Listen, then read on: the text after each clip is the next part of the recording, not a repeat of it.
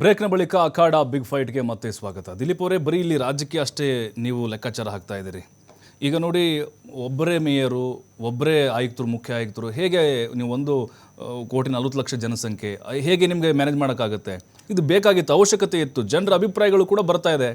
ನಾವು ಇದೇ ರೀತಿ ಹೇಳ್ಬೋದಲ್ವಾ, ಕರ್ನಾಟಕ ಒಬ್ಬರೇ ಮುಖ್ಯಮಂತ್ರಿ, ಒಬ್ಬರೇ ಎಲ್ಲ ಇದ್ದಾರೆ, ಸೊ ಅವ್ರನ್ನ 4 ಭಾಗ 5 ಭಾಗ ಮಾಡಿಬಿಡೋಣ. ಕರ್ನಾಟಕನ ಹೈದರಾಬಾದ್ ಕರ್ನಾಟಕ ಒಬ್ರು ಮುಖ್ಯಮಂತ್ರಿ ಮಾಡೋಣ, ನಾರ್ತ್ ಕರ್ನಾಟಕ ಒಬ್ರು ಮುಖ್ಯಮಂತ್ರಿ ಮಾಡೋಣ, ಸೌತ್ ಕರ್ನಾಟಕ ಮಾಡೋಣ, ಅಭಿವೃದ್ಧಿ ಮಾಡ್ತೀನಲ್ವಾ ಅಂತ. ಸರ್, ಯಾವತ್ತು ಡಿಸ್ಮ್ಯಾನೇಜ್ಮೆಂಟ್ ಮಾಡೋದ್ರಿಂದ ಸಮಸ್ಯೆಗಳು ಜಾಸ್ತಿ ಆಗ್ತವೆ. ನಾವು ಈಗ ಉದಾಹರಣೆಗೆ ಈಸ್ಟಲ್ಲಿರ್ತಕ್ಕಂಥ ಒಬ್ಬ ಮೇಯರು ವೆಸ್ಟಲ್ಲಿರ್ತಕ್ಕಂಥ ಮೇಯರ್ ಅಲ್ಲಿರ್ತಕ್ಕಂಥ ಸಂಪನ್ಮೂಲಗಳನ್ನು ಟ್ರಾನ್ಸ್ಫರ್ ಮಾಡ್ಕೊಳ್ಳಿಕ್ಕೆ ಒಪ್ಪಲ್ಲ. ಮತ್ತೆ ಈಸ್ಟಲ್ಲಿ ಏನೋ ಒಂದು ಕಸಿನ ಸಮಸ್ಯೆ ಇರ್ತದೆ. ಈಗ ಇರ್ತಕ್ಕಂಥ ಈಸ್ಟಲ್ಲಿರೋ ಕಸನ ತೆಗೆದುಕೊಂಡ್ಬಂದು ವೆಸ್ಟಲ್ಲಿ ವಿಲೇವರಿ ಮಾಡ್ತಿರ್ತಾರೆ. ನಾಳೆಗೆ ಈಸ್ಟನ್ನು ಶುರು ಹಚ್ಕೊಂತಾನೆ, ನನ್ನ ಕಸವನ್ನು ನೀನು ನಿನ್ನ ಕಸವನ್ನು ನನಗೂ ಯಾಕೆ ತಂದಾಕ್ತೀಯ ಅಂತ ಹೇಳ್ತಾನೆ. ಸೊ ಈ ರೀತಿ ಸಮಸ್ಯೆಗಳೆಲ್ಲ ಪ್ರಾರಂಭ ಆಗ್ತವೆ. ವಿಕೇಂದ್ರೀಕರಣದಿಂದ ಲಾ ಆ್ಯಂಡ್ ಆರ್ಡ್ರು. ಸರ್ ನೋಡಿ, ಈಸ್ಟಲ್ಲಿ ಈಗ ಈಸ್ಟ್ ಒಂದು ಕಾರ್ಪೊರೇಷನಲ್ಲಿ ಈಸ್ಟಲ್ಲಿ ಏನಾದರೂ ಲಾ ಆ್ಯಂಡ್ ಆರ್ಡರ್ ಫೇಲ್ಯೂರ್ ಆದರೆ, ಅಥವಾ ಲಾ ಆ್ಯಂಡ್ ಆರ್ಡರ್ ಸಮಸ್ಯೆ ಆದರೆ, ಅಥವಾ ಏನಾದ್ರು ಟ್ರಾಫಿಕ್ ಸಮಸ್ಯೆ ಆದರೆ, ಅಥವಾ ವೆಸ್ಟಲ್ಲಿ ಆ ಈಸ್ಟ್ ಮೇಯರ್ ಮಾತನ್ನು ವೆಸ್ಟಲ್ಲಿ ಕೇಳ್ತಾರ? ಮತ್ತು ಅದ್ರ ಜೊತೆಗೆ ವಾಟರ್ ಮ್ಯಾನೇಜ್ಮೆಂಟು, ಈಗ BWSSB ವಾಟರ್ ಮ್ಯಾನೇಜ್ಮೆಂಟ್ ಮೇಯರ್ ಹೆಂಗೆ ಕಂಟ್ರೋಲ್ ಮಾಡ್ಲಿಕ್ಕಾಗುತ್ತೆ? ಈಗ ಈಸ್ಟಿಗೆ ನೀರು ಹೋಗ್ತಾ ಇರಲ್ಲ, ಈಗ ಇಡೀ ಬೆಂಗಳೂರಿಗೆ ವಾಟರ್ ಮ್ಯಾನೇಜ್ಮೆಂಟ್ ಆಗ್ತಾ ಇದೆ BWSSB ಇಂದ. ನಾಳೆಗೆ ಹೆಂಗೆ ಮ್ಯಾನೇಜ್ಮೆಂಟ್ ಮಾಡ್ತಾರೆ ವಾಟರ್ನ? ಅದು ನಾವು ಯೋಚನೆ ಮಾಡಬೇಕಾಗುತ್ತಲ್ವಾ. ಮತ್ತೆ ಈ ರೆವಿನ್ಯೂ ಡಿಪಾರ್ಟ್ಮೆಂಟ್ ಸಮಸ್ಯೆ. ಈಗ ಈಸ್ಟಲ್ಲಿ ಒಂದು ಕಾನೂನು ಮಾಡ್ತಾರೆ, ವೆಸ್ಟಲ್ಲಿ ಒಂದು ಕಾನೂನು ಮಾಡ್ತಾರೆ, ಸೌತಲ್ಲಿ ಒಂದು ಕಾನೂನು ಮಾಡ್ತಾರೆ, ಸೆಂಟ್ರಲ್ ಒಂದು ಕಾನೂನು ಮಾಡ್ತಾರೆ. ರೆವಿನ್ಯೂ ಡಿಪಾರ್ಟ್ಮೆಂಟ್ಗಳು ಸಮಸ್ಯೆ ಇನ್ನೂ ಜಾಸ್ತಿ ಆಗ್ತವೆ. ನಾವು ಬಗೆಹರಿಸಲಿಕ್ಕಾಗಲ್ಲ ಅವಾಗ. ವಿಕೇಂದ್ರೀಕರಣದಿಂದ ಡಿಸ್ಮ್ಯಾನೇಜ್ಮೆಂಟ್ ಇಂದ ಸಮಸ್ಯೆ ಜಾಸ್ತಿ ಆಗ್ತವೆ ಹೊರತು ಕಮ್ಮಿ ಮಾಡ್ಲಿಕ್ಕಂತೂ ಆಗಲ್ಲ.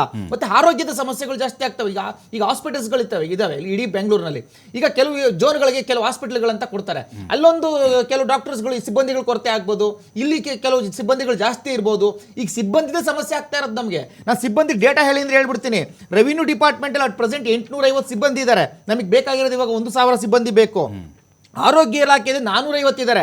ನಮಗೆ ಬೇಕಾಗಿರೋ 1060 ಬೇಕು. ಈಗ ಎಂಜಿನಿಯರಿಂಗ್ ವಿಭಾಗದಲ್ಲಿ 543 ಇದ್ದಾರೆ. ಈಗ ಬೇಕಾಗಿರೋ 1043.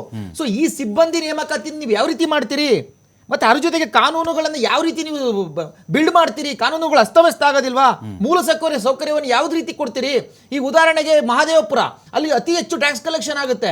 ಅಲ್ಲಿ ಸುಮಾರು 1,00,000 ಕೋಟಿ ಕಲೆಕ್ಷನ್ ಆಯ್ತು ಅನ್ಕೊಳ್ಳಿ. ಈ ಕಡೆ ವೆಸ್ಟಿಗೆ ಬಂದಾಗ ಯಾವುದೋ ಒಂದು, ಈ ಕಡೆ ಮಾಗಡಿ ರೋಡು, ಪೀಣ್ಯ, ಇಲ್ಲಿ ಕಮ್ಮಿ ಆಗ್ತಾ ಇರ್ತದೆ. ನೀವು ಅಲ್ಲಿರ್ತಕ್ಕಂಥ ಇನ್ವೆಸ್ಟ್ಮೆಂಟ್ನ ತೆಗೆದುಕೊಂಬಂದು ಅಲ್ಲಿರ್ತಕ್ಕಂಥ ಲಾಭವನ್ನು ತೆಗೆದುಕೊಂಬಂದು ಇಲ್ಲಿ ಹಾಕ್ಲಿಕ್ಕಾಗತ್ತಾ?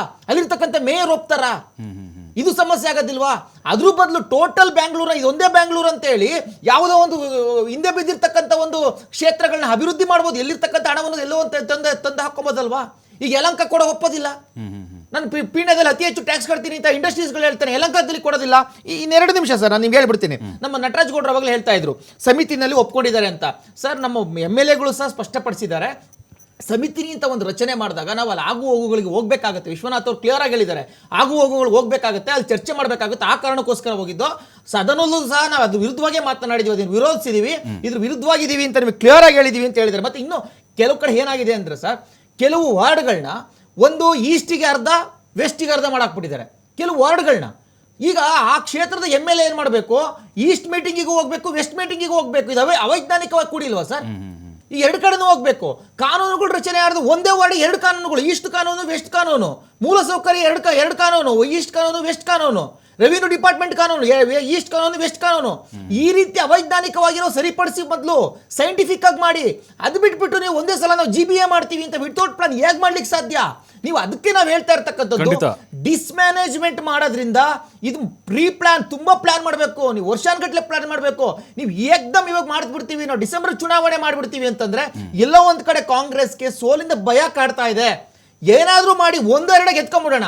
ಸಂಪೂರ್ಣವಾಗಿ BBMP ಚುನಾವಣೆ ನಡೆದಿದ್ರೆ ಇರ್ತಕ್ಕಂಥವ್ರು ಅತಿ ಹೆಚ್ಚು BJP-ಅವರೇ ಶಾಸಕರಿದ್ದಾರೆ, BJP-ಅವರೇ MP-ಗಳಿದ್ದಾರೆ. ನಾವು ಗೆಲ್ಲಿಕ್ಕಂತೂ ಸಾಧ್ಯ ಇಲ್ಲ. ಆದ್ರಿಂದ ಈ ಡಿವೈಡ್ ಮಾಡೋದ್ರಿಂದ 1-2 ಮೇಯರ್ಗಳನ್ನ ನಾವು ಗೆಲ್ಬಹುದು. ಆ ಕಾರಣಕ್ಕೋಸ್ಕರ ಇದನ್ನ ಡಿವೈಡ್ ಮಾಡಿದ್ದಾರೆ ಹೊರತು ಇದ್ರೊಳಗಡೆ ಯಾವುದೇ ರೀತಿ ಅಭಿವೃದ್ಧಿಯ ಉದ್ದೇಶ ಇಲ್ಲ. ಆ ಅಭಿವೃದ್ಧಿ ಉದ್ದೇಶ ಇದ್ದಿದ್ರೆ ಇವರು ಅಭಿವೃದ್ಧಿನ ಮಾಡ್ಬೋದಾಯ್ತು. ಈಗ ಯಾಕೆ ಅಭಿವೃದ್ಧಿ ಮಾಡಿಲ್ಲ? ಸ್ವತಃ DK ಶಿವಕುಮಾರ್ ಅವರು ಇದಕ್ಕೆ ಸಚಿವರಿದ್ದಾರಲ್ವಾ? ಸಣ್ಣ ಸಣ್ಣ ವಾರ್ಡ್ಗಳಾದ್ರೆ ಅಭಿವೃದ್ಧಿ ಇನ್ನೂ ಹೆಚ್ಚಾಗುತ್ತೆ. ಅನುದಾನವನ್ನು ಜಾಸ್ತಿ ಕೊಡಬಹುದು. ಸಣ್ಣ ವಾರ್ಡ್ಗಳು ಈಗ ನೀವು 5 ಭಾಗ ಮಾಡ್ತಾರೆ ಅನ್ಕೊಳ್ಳಿ. 5 ಭಾಗ ಮಾಡಿದಾಗ 5 ಭಾಗಕ್ಕೂ 5 CEOಗಳನ್ನ ನೀಡಲಿ, ಆಫೀಸರ್ಸ್ಗಳನ್ನ, ಎಫಿಷಿಯಂಟ್ 2 IAS ಆಫೀಸರ್ಗಳನ್ನ ನೀಡಲಿ, ಕೆಲಸ ಮಾಡಿಸ್ಬೋದಾಯ್ತಲ್ವಾ? ಅದ್ರ ಬದಲು ಮೇಯರ್ಗಳೇ ಮಾಡ್ಬೇಕಂತ ಏನು? ಕೆಲಸನೇ ಆಗ್ಬೇಕು, ಅಭಿವೃದ್ಧಿನೇ ಆಗ್ಬೇಕು ಅಂದ್ರೆ ಡಿಸ್ಮ್ಯಾನೇಜ್ಮೆಂಟ್, ಒಳ್ಳೆ ಎಫಿಷಿಯಂಟ್ ಆಫೀಸರ್ಸ್ಗಳನ್ನ ಇಡ್ಬೋದು. ಅದು ಬಿಟ್ಬಿಟ್ಟು ಮೇಯರ್ ಮಾಡಿದ ತಕ್ಷಣ ಅಭಿವೃದ್ಧಿ ಮಾಡ್ಲಿಕ್ಕೆ ಆಗಲ್ಲ. ಇದು ಇದರಿಂದ ಈಚೆ ಬರಬೇಕು. ಮತ್ತೆ ವಿತೌಟ್ ಪ್ಲಾನ್, ಪ್ರೀ ಪ್ಲಾನ್ ಮಾಡ್ದಲ್ಲ ಇವರು ಏಕ್ದಮ್ ಒಂದೇ ಸಲ ಆತುರವಾಗಿ ಹೋಗ್ತಾ ಇರ್ತಕ್ಕಂಥದ್ದು. ಎಲ್ಲ ಒಂದ್ ಕಡೆ ಬೆಂಗಳೂರಿನ ಜೊತೆ ಆಟ ಆಡ್ತಾ ಇದ್ದಾರೆ. ಈಗ ಆಲ್ರೆಡಿ ಬೆಂಗಳೂರು ಇಂಡಸ್ಟ್ರೀಸ್ ಗಳು ಆಚೆ ಹೋಗ್ತಾ ಇದೀನಿ. ಲಾಸ್ಟ್ ಟೈಮ್ ಗಮನಿಸಿದ್ರಿ ನೆಕ್ಸ್ಟ್ ಆರ್ಬಿಟ್ ಅಂತ ಒಂದು ಕಂಪನಿ ಗುಂಡಿ ಮುಚ್ಚಕ್ಕೆ ಆಗ್ತಾ ಇಲ್ಲ ಸರ್. ಹೌದು. ಮತ್ತೆ ಅದ್ರ ಜೊತೆಗೆ ಇನ್ನೊಂದು ಕಂಪನಿ ಫಾಕ್ಸ್ಕಾನ್ ಕಂಪನಿ ಎಕ್ಸ್ಪ್ಯಾಂಡ್ ಮಾಡಬೇಕಾಗಿತ್ತು, ತಮಿಳುನಾಡಿಗೆ ಎಕ್ಸ್ಪ್ಯಾಂಡ್ ಮಾಡ್ಕೊಂತ ಹೋಯ್ತು, ಗುಂಡಿಗೆಲ್ಲ ಹೋಯ್ತು.